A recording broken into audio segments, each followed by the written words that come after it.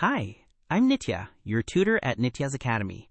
Let's learn chemical bonding together, step by step.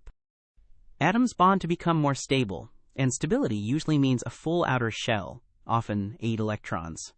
To get there, atoms do one of 3 things: give electrons away, take them, or share them. Bonding is simply nature's way of letting atoms reach a comfortable, low-energy arrangement. Every chemical you know exists because of this drive. There are 2 main bond types.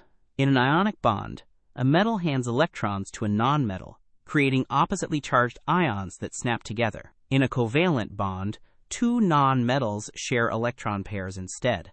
One transfers, the other shares, but both end with stable outer shells. The atoms involved decide which path nature takes. Watch sodium and chlorine form table salt. Sodium gives away its single outer electron, becoming a positive ion. Chlorine grabs that electron, becoming a negative ion.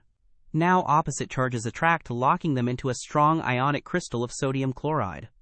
One simple electron transfer turns 2 dangerous elements into a harmless seasoning. Now water. Oxygen needs 2 more electrons, and each hydrogen needs 1. So oxygen shares a pair of electrons with each hydrogen, forming 2 covalent bonds.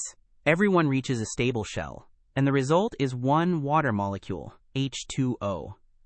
Sharing, not transferring, builds the molecule that fills our oceans and our cells. Let's wrap up. Atoms bond to fill their outer shells and become stable.